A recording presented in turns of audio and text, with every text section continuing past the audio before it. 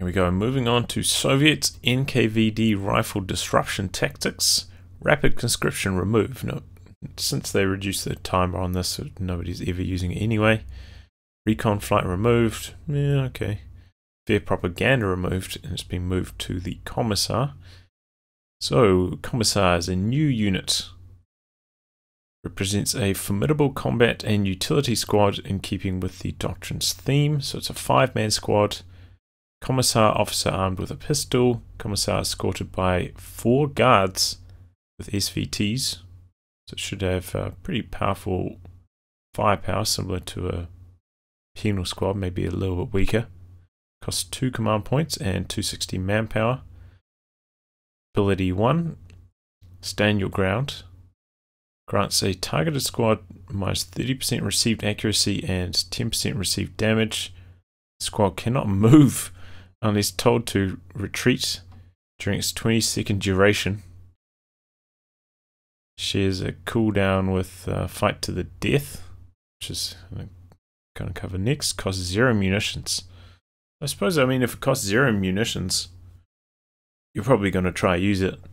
Basically, if you're having one of those, like, just dogfights, basically, where you're both just scrapping it out.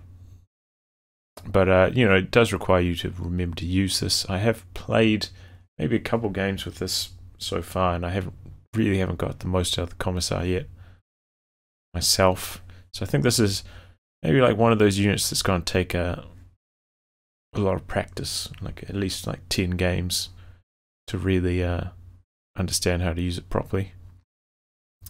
Ability 2, fight to the death, grants targeted squads 20% weapon accuracy and 50% cooldown. Okay.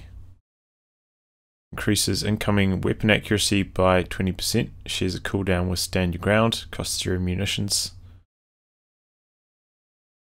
I imagine this is also, you can't retreat.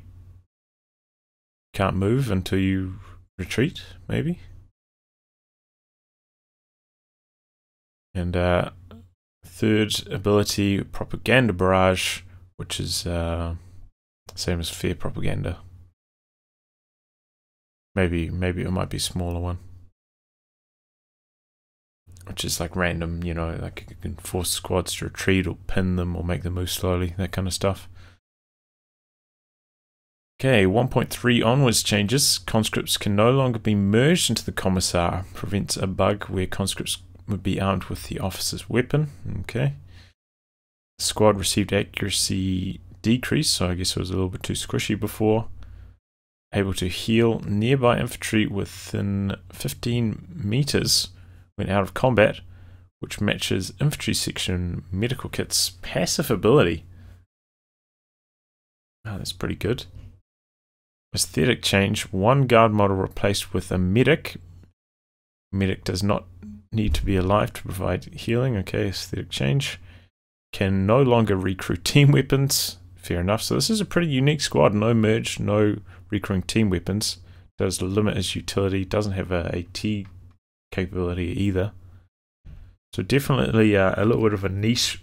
And coming in at 2 CPs, it is going to be hitting the field similar time to, well, when you're typically calling guards and whatnot to be countering light vehicles. So comes at an awkward timing in the metagame at the moment, I think. Can now throw grenades, saying grenade uses guards. So yeah, I think this has you know, a lot of utility abilities. Will require a lot of practice to get good with, but also there's potential here. But I think especially in like the 1v1 meta, I don't think this is going to be terribly strong unless the light vehicle kind of meta switches up a little bit, which might happen with the Puma getting changed. Maybe with some of these other commander changes as well. Maybe the commander meta will shift. We'll have to wait and see. So here we are looking at the Commissar unit. Requires 2 command points to come in. Political officer deploying now, comrade. Political officer, nice. It's got some voice lines that haven't been used before. And you can see the officer model in the front with a pistol. You can see the medic model at the bottom there. And then the guards models with the SVTs. It's looking good. So it has access to the standard guard grenade. See the range on it there. Decent chunk of range for like a handheld throwing grenade, you can see. That's nice. Stand your ground and fight to the death. Both of these do not cost munitions, so you can use these for free. Obviously there's a cooldown attached to them, but you can spam these to your heart's content. Don't cost munitions. And then forced retreat, I believe that's the same as propaganda. So we're going to test out forced retreat now. Here it is. Cast range you can see there. Pretty much the same as fighting range. Maybe a little bit shorter.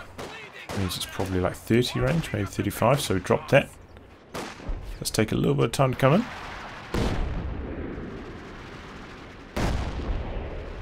Looks like it's functioning similar to how the one from the commander is. Can pin squads, can make them go slowly, can force them to retreat. Just quite RNG based. So there you get to see the forced retreat. Seems like a decent ability for 45 munitions, honestly. So now we're going to take a look at stand your ground. This increases the target squad's defenses but reduces their movement speed. Put this on this combat engineer, you can see how quickly it moves. Now we'll retreat both these squads at the same time. And it looks like that movement speed debuff does not carry into your retreat. So you can use this pretty much very safely, because your squad's not going to experience a movement speed penalty if they do decide to retreat. So this seems like it should see quite a lot of use because it's free. It's like a free buff for very little cost. So now we're going to test fight to the death. Targeted squads has increased accuracy and rate of fire, but it's easier to hit. So we've got grenadiers and conscripts at a range where it's a pretty close fight between the two. So we get to see what kind of difference this makes in terms of firepower.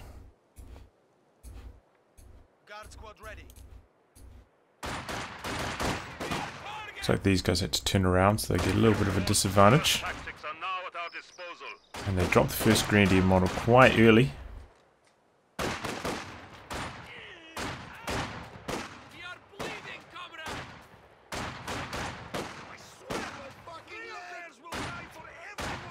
It didn't make a hugely noticeable difference in a 1v1 engagement, which is close.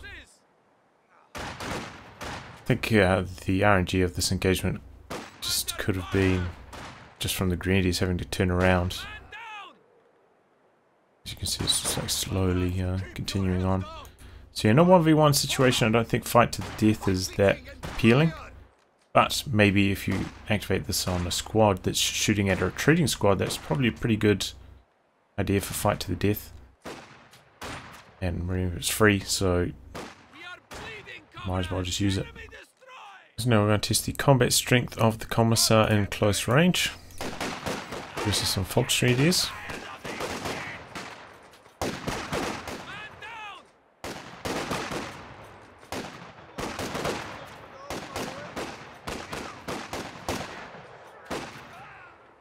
Okay, Commissar does pull a hit here.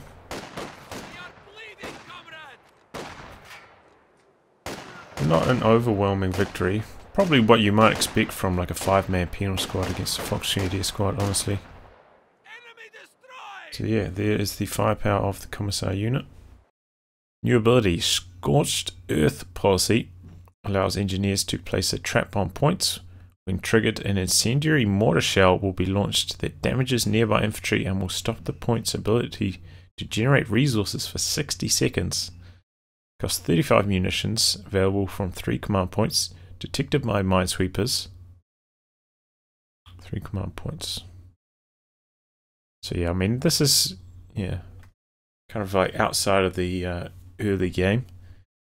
So it's not going to, yeah, you're not going to plant one of these straight away and just like ruin your enemy's start. This is going to be like coming in a little bit later, which is probably a good idea.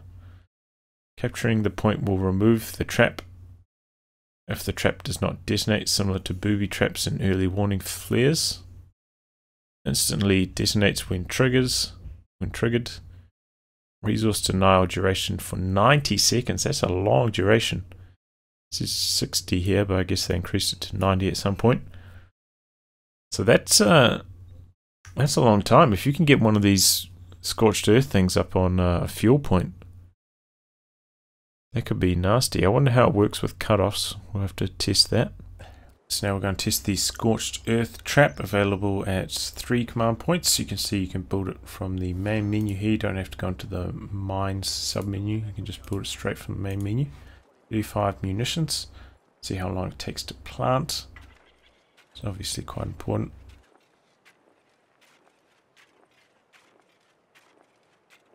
That's pretty slow. That's taken quite a long time, so you will have to find a decent chunk of time where you won't get interrupted to get this down. Please note the resources coming in currently 17 fuel, 16 munitions. This point provides 5 munitions, 3 fuel. We'll send an enemy squad over to here. See how it works. Same trap symbol as the flares from Overwatch, and the incendiary shell lands immediately.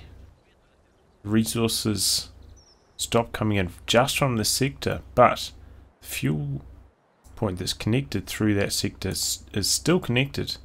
So it's really only denying the resources from this sector. So I mean, in terms of like, could actually be used to defend your own cutoff. If you're having a lot of trouble holding onto your own cutoff, this, you know, sure, you'll lose out on that 5 munitions, 3 fuel, but you get to hold on to this territory point. Get to see the damage from the incendiary round. Didn't do that much. It kind of depends on the RNG, like where the flame lands most prominently. Can kill models, but I feel like it's unlikely to wipe a 5-man squad, but it can kill models, so technically it could be possible. And well, now we see the duration lasts a long time. The squad cannot capture this territory, and the person, yeah, still connected.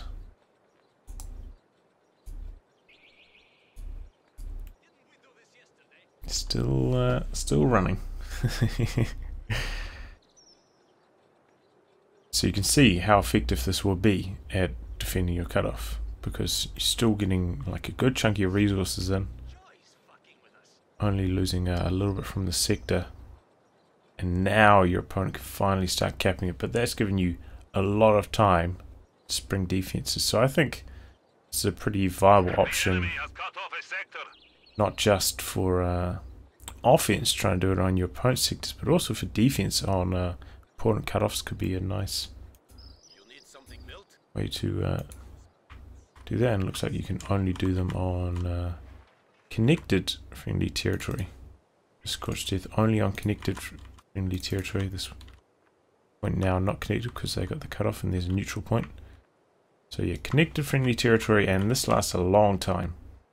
So that's Scorched Earth. KV8 added to the doctrine. Now receives 20% less damage, similar to the KV1. Capture point replaced with Inspire. Infantry within 30 meters will move faster and have their weapon cooldowns reduced by 20%.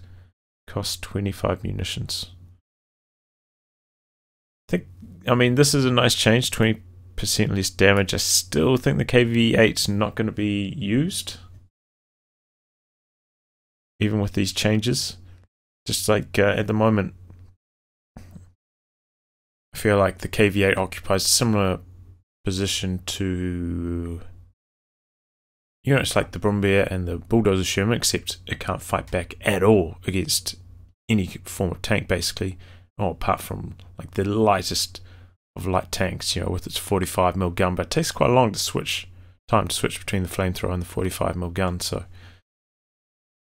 I don't think the KV8 will get much use, because yeah, it's much safer to go for like rocket artillery to do the anti-infantry duties instead of the KV8. So I think, yeah, nice changes, but I still don't think the KV8 is going to get used. So now we're having a look at the new veteran ability for the KV8 flamethrower tank Inspire. This is going to be replacing secure mode. So we'll get the bad boy moving, activate it. Guess there. It's the speed buff it's going. Looks like Combat Engineer is keeping up with the KV8 here. So maybe that's the idea. The infantry have the same kind of speed as the tank itself. And yeah, duration not super long, but could help you in an assault situation. Seems like maybe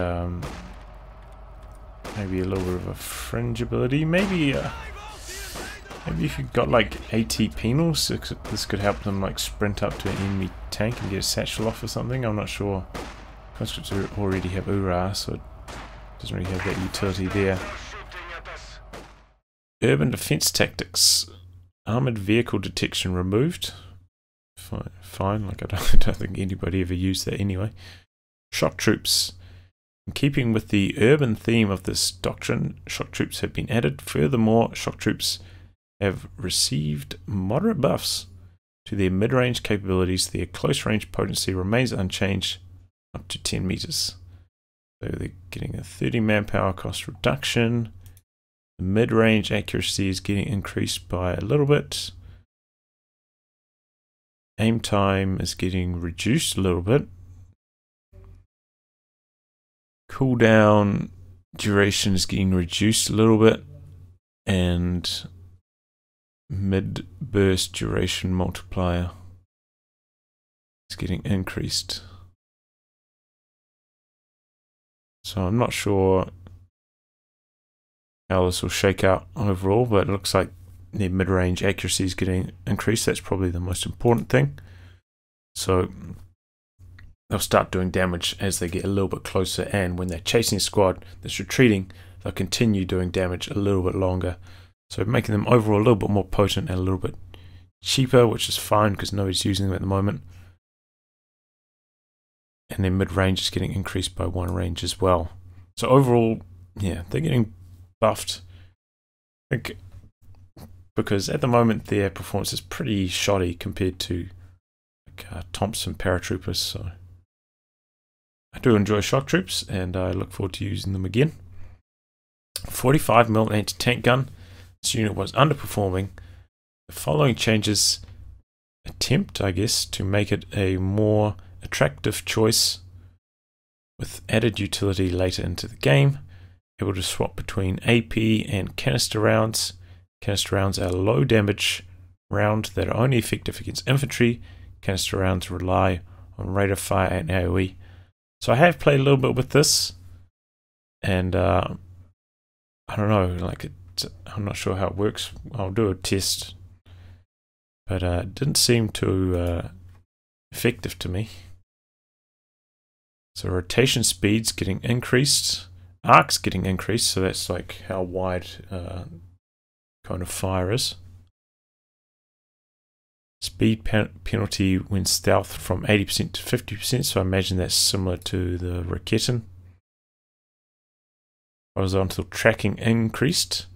So I think the problem with the 45mm AT gun previous to this was quite often you'd be getting it to counter a light vehicle, and light vehicles are quite fast, so they could kind of like zoom through the AT gun's arc of fire too quickly. So you know, you kind of got it to counter the light vehicle, but because it was, you know, a narrow arc, not that responsive, you actually couldn't counter light vehicles with it effectively at all.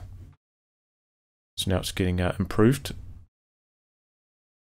AP penetration getting improved at mid and long range.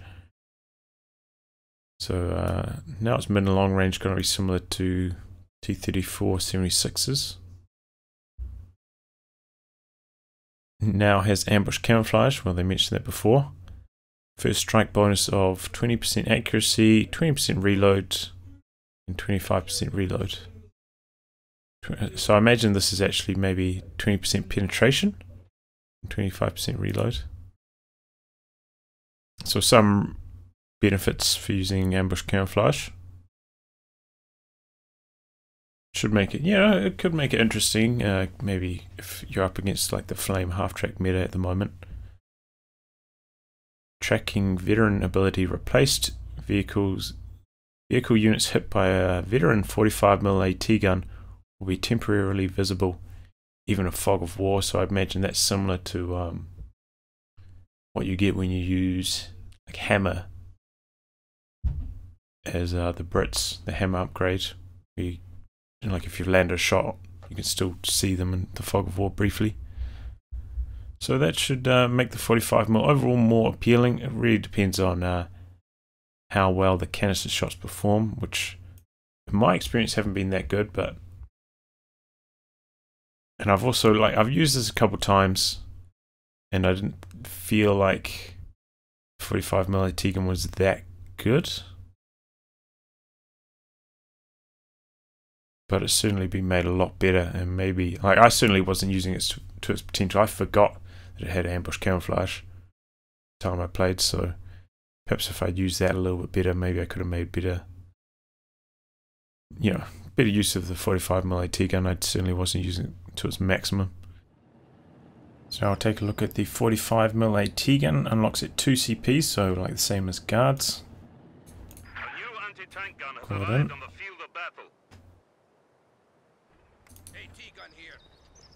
So yes, has the ability to switch rounds now over to the canister rounds, which are anti-infantry. Also has access to camouflage. We'll take a look at how slowly it moves whilst in camouflage. Pretty slow, but you could definitely move around like that, similar to how you move kittens around like it, so it's definitely worth trying to use the camouflage mode, I think, to try and ambush some vehicles. And you can see the arc on it now. Seems to be a decent chunk wider. So we'll set it up for a fight against this Panzer IV at close to the Panzer IV's max range. Let's see who wins.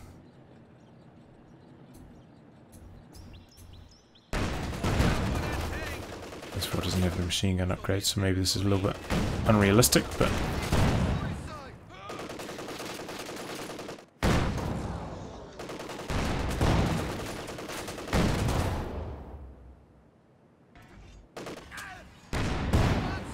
this Panzer IV having a bit of trouble firing at this range.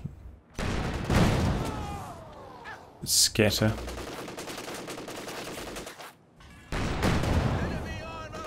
The 45mm is penetrating a decent chunk more.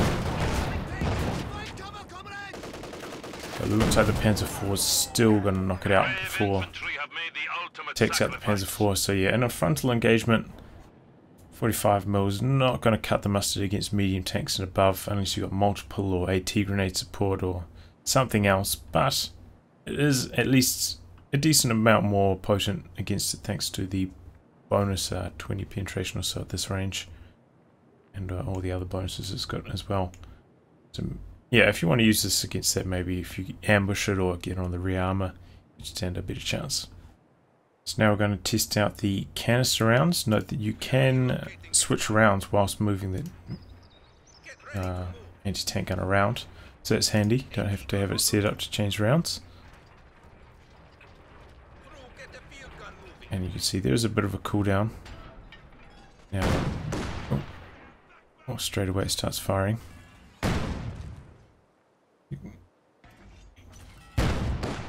See, firing away, like, it's pretty much its max range there. Actually, the squad will move a little bit closer.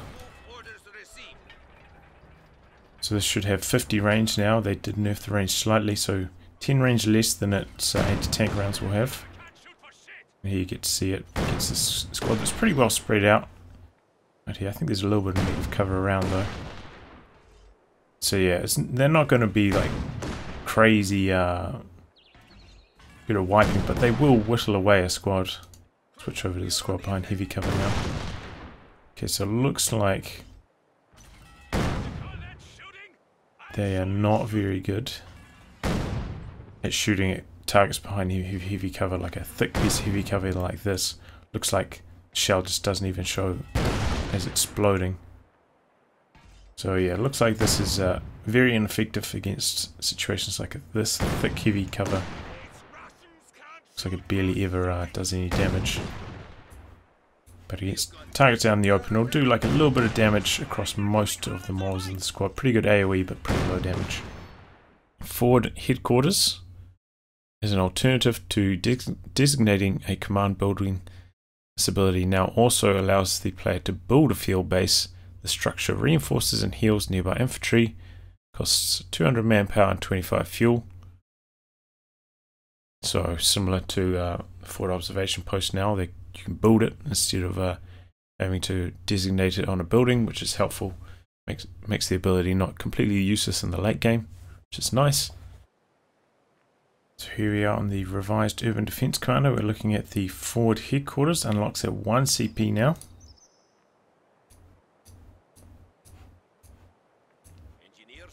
So the deal with this is to have a unit inside for the headquarters to be able to be deployed. You can see all the medics standing around it there. You can also now build the HQ. This one costs 250.40 and the build is from the field defenses menu. 225. So that's a pretty decent discount. Building it instead of just putting it on a building. And remember now, if you want to get the aura that it had previously, you have to activate it. So it'll be good in situations where your opponent's trying to push and knock out your HQ. You can activate the field defenses there. Looks like the flags, it shows whatever decal you had. I think this is the Operation Charlie Fox tournament decal. Flying on the flags there.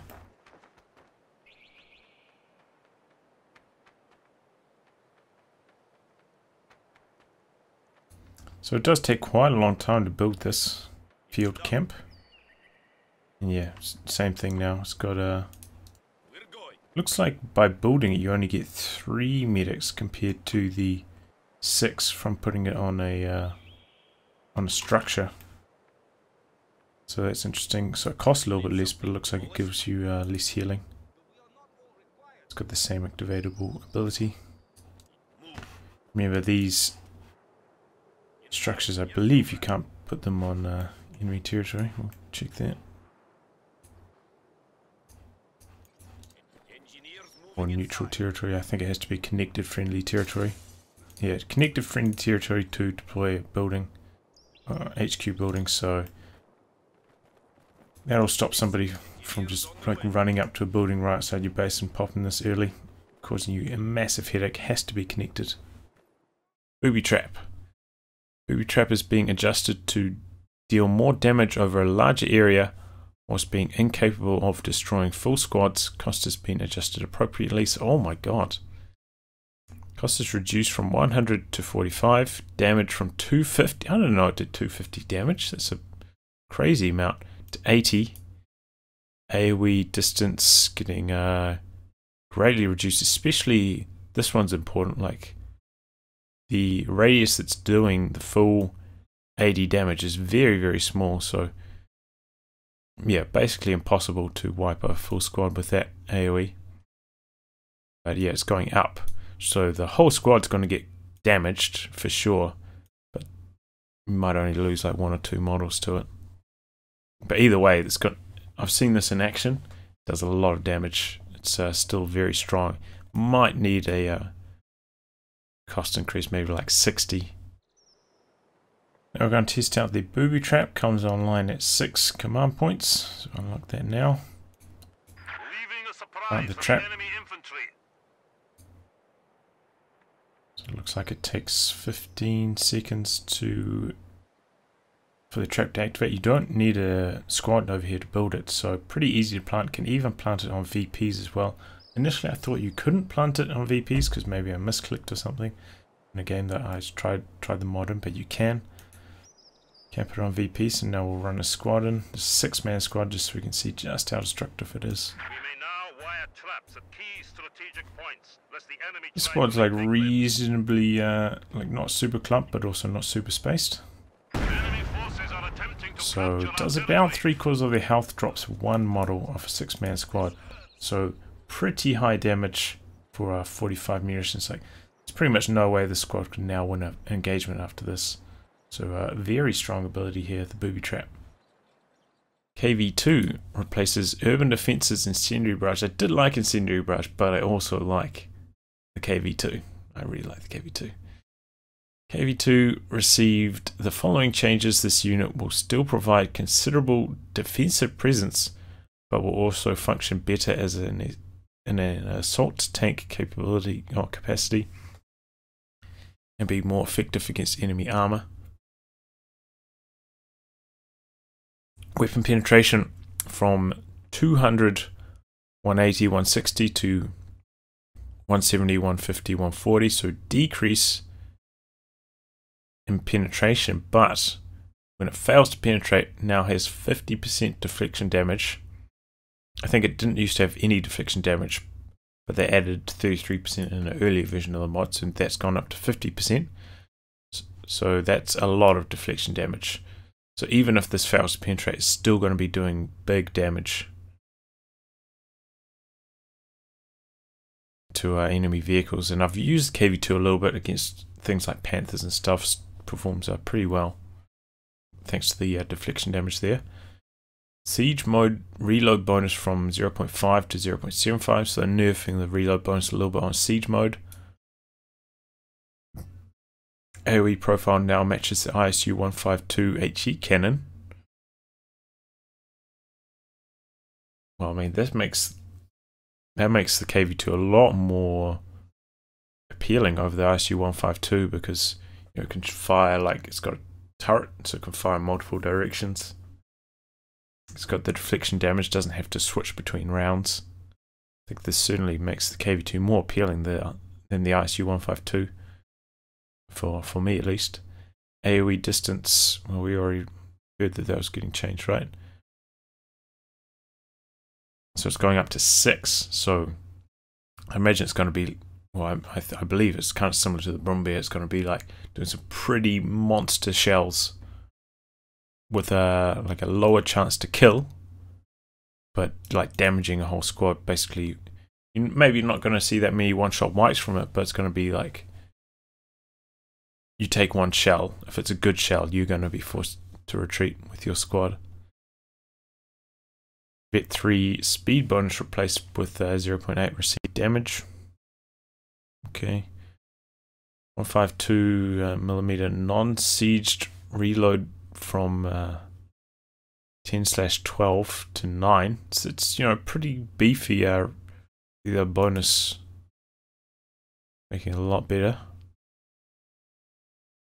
152mm. I suppose that, like, when you take into effect that the non-siege reload is being decreased, that then this increase in the siege mode reload bonus maybe cancels out a little bit. So I suppose that makes a bit of sense there. 152mm non-siege bypasses terrain. Yes, I did notice that. So now you can shoot over stuff.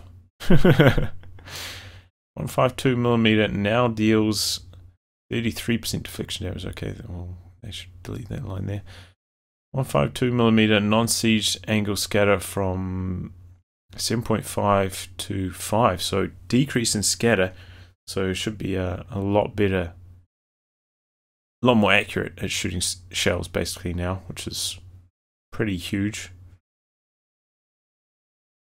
Entering and exiting siege mode no longer increases KV2's received accuracy and removes its sight during the ability.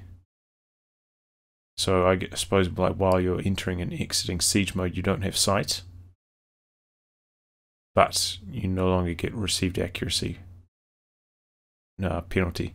So yeah, the problem with the old KV2 is that when you're trying to pack it out of siege mode, it would have received accuracy penalty, and just every shell would hit it, even like max range, like Panthers, just everything would be hitting it, and like if it was out of position for a little bit, it would just die when you're trying to pack it up. But now with the changes, that's probably not going to happen quite so badly.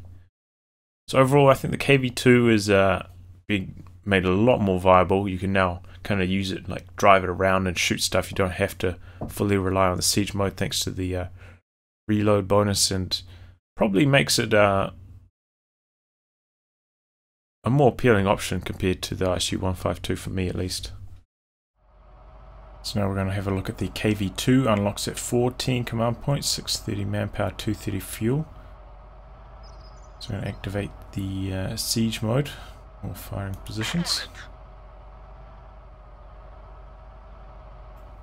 I believe this was supposed to, maybe that's when it's deactivating the gun. I thought it was supposed to lose its line of sight, but that didn't appear to have happened. So now in this mode you can obviously shoot very, very far with it, all the way out to here. You can also, I think now both in siege mode and in non-siege mode, you can shoot over shot blockers like this tree line here. So very powerful. You can find it behind even buildings. I believe you can shoot over buildings as well. So yeah, both in siege mode and non-siege mode, but non-siege mode would be quite hard to use it over shot blockers because it doesn't have super long range like it does in siege mode. Anyway, we'll test how this goes against 3 squads. We've got 3 squads over here. We'll turn the fog off. One in the open, one behind heavy cover, and one behind light cover, a little bit clumped up. So going to work here. Looks like the scatter is, you know, like this is close to max range, remember. So the scatter is quite far at this range, even with everything being revealed through the fog wall. So let's try and switch over to that squad now. It's having a lot of trouble getting that. So that was pretty close to direct hit. Does about half the squad's health. Doesn't drop any models either. So it looks like it's not going to be getting crazy amounts of one-shot wipes.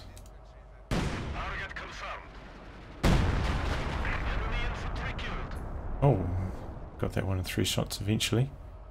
You also got a little bit of a feel for the rate of fire now. Doesn't shoot super quickly, even when in siege mode. That was a pretty good hit. But yeah, it looks like it's not going to be doing big one-shot wipes on infantry, even clumped up ones, but long range, pretty good rate of fire, and pretty good AoE. So now the KV2's in its mobile mode, and I'm going to have a slug match with the Tiger. Pretty close range, see how it can do now, because remember it's got quite a lot higher rate of fire now out of siege mode, and also has deflection damage, so that should help against a heavily armored target like the Tiger. See how it gets on. You can see there how much damage it does per hit. 240 damage per hit on a penetrating shot like that. Very significant. Bounce, and it's still a good chunk of damage. You can see the Tiger does have the higher rate of fire, but this is actually a very close fight between these two tanks.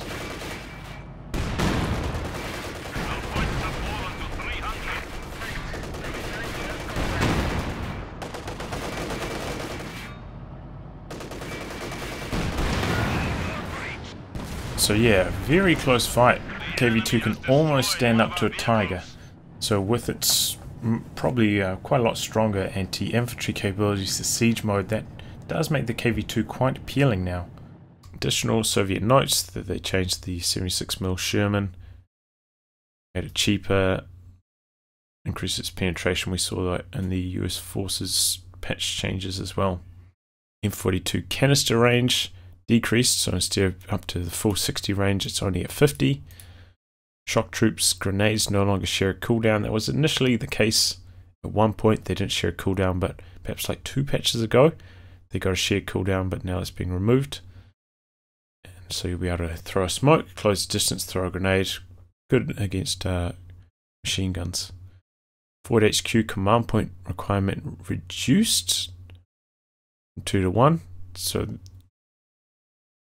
it'll be interesting how that goes in team games. Coming in earlier. Aura is now a 30-second time ability with a 90-second cooldown instead of just constantly being on. Constantly being on was a bit of a problem, like we made mortar teams standing next to HQ very, very powerful. So now you'll kind of maybe activate it when the enemy's pushing at you.